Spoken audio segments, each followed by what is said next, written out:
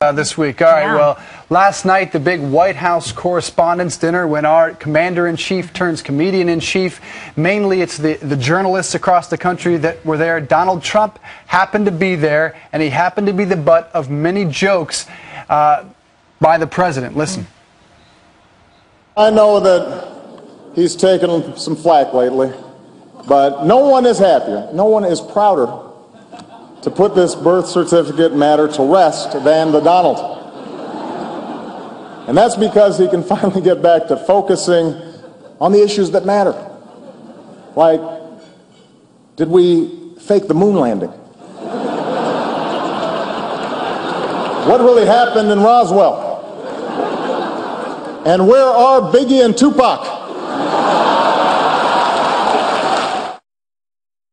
Say what you will about Mr. Trump, he certainly would bring some change to the White House. Let's see what we've got up there.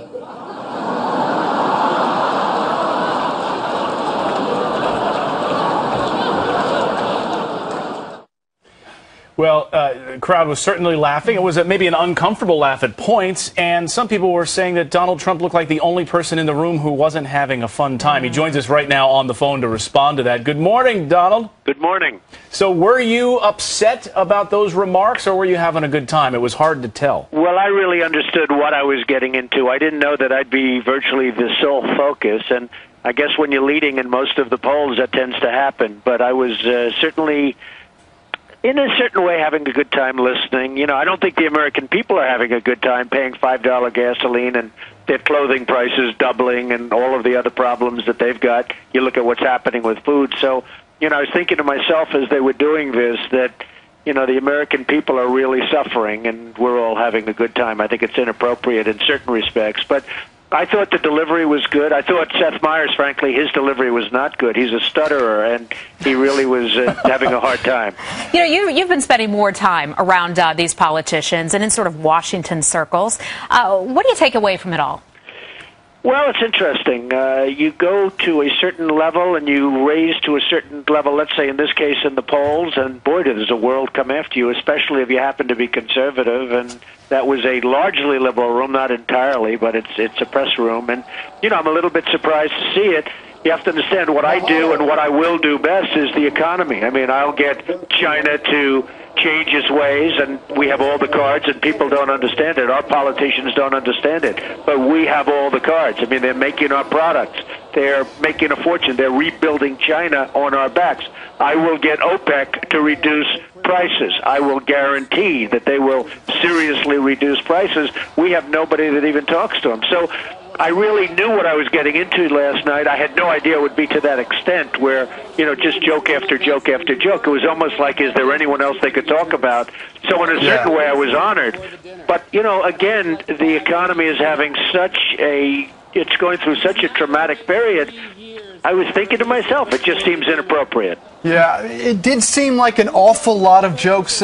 Chris Wallace, the host of Fox News Sunday, said he thought it was a few too many and perhaps a little mean. But interesting reports coming out this morning that Republicans want a wider field for the 2012 race. We know you won't announce until the Apprentice show has come to an end, and then you'll make an official announcement. Do you feel that there is a lack of excitement by the current field, those who have officially declared that they will run for president? Do they need Republicans a wider field? Well, there certainly isn't a lot of lack of excitement, as you call it, with respect to my candidacy. I mean, every time I go out, there's hundreds of press, and there's people by the hundreds and thousands.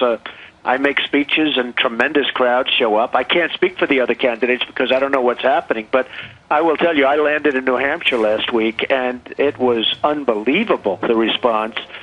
So, you know, but of course I'm not a traditional candidate. I'm a businessman, and, you know, a lot of politicians really don't want to see an outsider come in. But it's time maybe for an outsider to come in to stop the onslaught of this country. People are destroying this country. Well, you threw this out there on Twitter a little bit ago, Donald, to ask some questions for you, and the criticism, of course, about the birth certificate thing, and you were saying that you were concerned about gas prices and the economy. Obviously, you made the birth certificate thing one of your, you brought quite a bit of light to that over the past. So some are saying, well, isn't it hypocritical of you then to be talking about the plight of gas prices when you were the one rallying around the birth certificate thing? Weren't you expecting those jokes to be flying? Well, I did expect jokes, actually. actually. I mean, when I went there, I expected that it wouldn't be just a free evening. It wouldn't be an evening of a nice meal.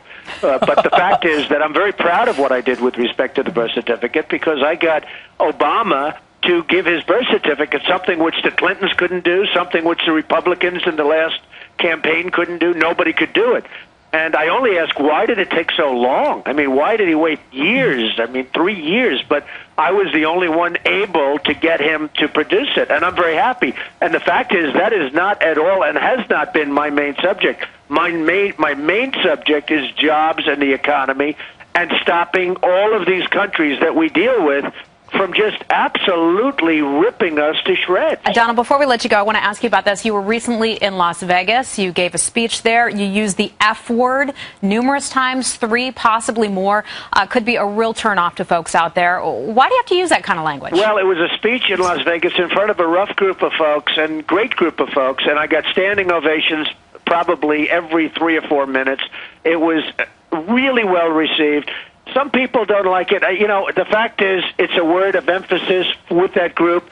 Probably I won't do it anymore, to be honest with you. But so you learned your lesson well, there. I will say this. When people see the real negotiation that will go on with China and that will go on with OPEC and others, that is very mild compared to what happens in a real room. The problem is we don't have a real room because we have nobody that knows how to negotiate. Oh, Donald Trump, well, thanks so much for joining us. What happens in Vegas certainly does not stay there. We appreciate you being on the program. Have a good time. Thank you very much.